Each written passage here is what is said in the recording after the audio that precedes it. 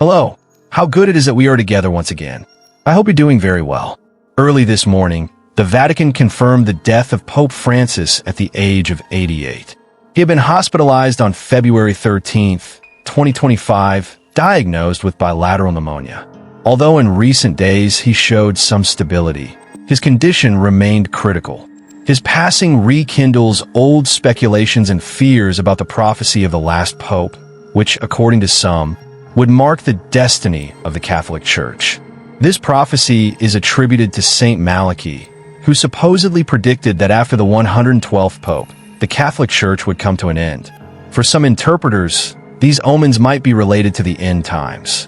And for those wondering, yes, Pope Francis is identified by many as the last pope in that prophecy. All of this leads us to reflect. What will happen now that his papacy has ended? Although there are doubts regarding the authenticity of this prophecy, it's worth asking ourselves, what if it's true? The Catholic Church has always taken a cautious stance toward prophetic scriptures. Generally, it does not encourage predictions about the future, especially those involving the end times. Its official position is that divine revelation was completed with the Bible, and therefore, new revelations are not necessary for the Christian faith. Although Saint Malachy is a recognized figure within the Church, his prophecy is not considered official or canonical, even if it were authentic. But before we dive into the prophecy, let's briefly get to know the prophet. Saint Malachy was born in Ireland in 1095 and was an influential figure during a complex period for the country's faith. He was one of the main reformers of the Church in Ireland and was appointed Archbishop of Armagh, the highest position in Irish Catholicism. He dedicated his life entirely to the faith until his death in 1148 during a trip to the monastery of Clairvaux in France. In 1190, Pope Clement III canonized him, officially recognizing him as the first saint of Ireland. His most controversial legacy, however, is a supposed prophecy that was only discovered centuries later. It consists of a list of 112 short phrases in Latin, each describing a pope or antipope from the past and future. These phrases are linked to symbolic traits of church leaders, starting with Celestine II, elected in 1143. For example, one of the phrases reads, Deuterium osseus, which could be translated as of the shoemaker of bones, apparently referring to John XXI, the son of a shoemaker named Asa. Another phrase is Lilium et rosa, lilies and roses, which matches the family crest of Pope Urban VIII. The precision of some of the descriptions is truly surprising. The prophecy ends with the figure of Petros Romanus, Peter the Roman, who is supposedly to reign during a great tribulation. However, there are important details that must be analyzed. For instance, the concept of the antipope. Despite what the term might suggest, an antipope is not necessarily a negative figure. It refers to someone who legitimately claims the title of pope without being officially elected, usually supported by a dissident faction. One of the most criticized aspects of Saint Malachy's prophecy is that it places popes and antipopes on the same level, something the Church considers blasphemous.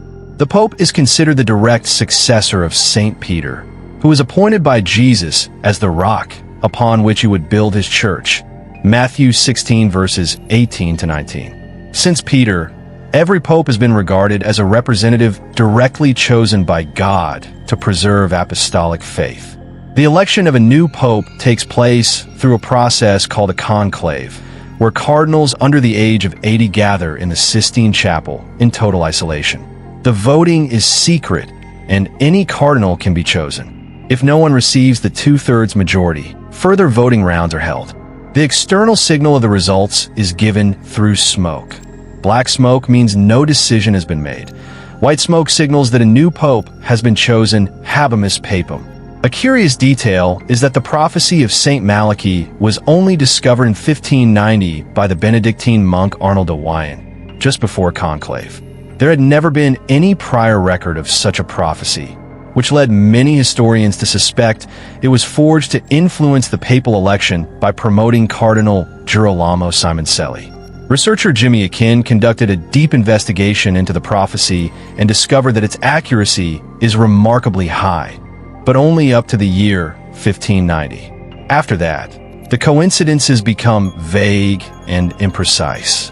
Before 1590, the prophecy is 95% accurate. After that, it only hits about 8%, a dramatic difference. This suggests that the prophecy might have been written around that time, using Saint Malachy's name to give it credibility. However, it didn't succeed in its goal. Simon Selly was not elected pope. Despite academic skepticism, many people still believe in the prophetic content. When comparing the last 3 popes to the prophecy, we find some interesting parallels. John Paul II, 1978 to 2005, is identified with the phrase de labor solis, from the labor of the sun. He was both born and buried during solar eclipses. Benedict XVI, 2005 to 2013, is associated with Gloria Olivi, the glory of the olive, tied to the Benedictines, also known as Olivetans. Francis, the recently deceased pope, has no specific motto but a prophetic phrase. In the final persecution of the Holy Roman Church, Peter the Roman will reign. Many try to force a connection by claiming that Francis, being the son of Italian immigrants, has Rome in his blood. But that interpretation is tenuous. Jimmy Akin warns about the danger of forcing connections to fit the prophecy, because if everything can be interpreted as fulfillment, then the prophecy loses all value. So, what does the prophecy say will happen after the last pope? It speaks of great persecution, the destruction of the city of 7 hills, Rome, and final judgment.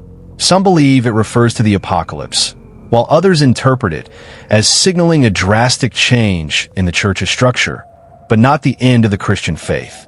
The official position of the church is that this prophecy holds no theological weight and is considered mere superstition. All signs indicate it was forged for political motives, though its legend lives on. Now, with the death of Pope Francis, uncertainty arises once again. Who will be the next pope? Will the prophecy be fulfilled or disproven once more? Only time will tell. Until then, many will continue to ask, what if it's true?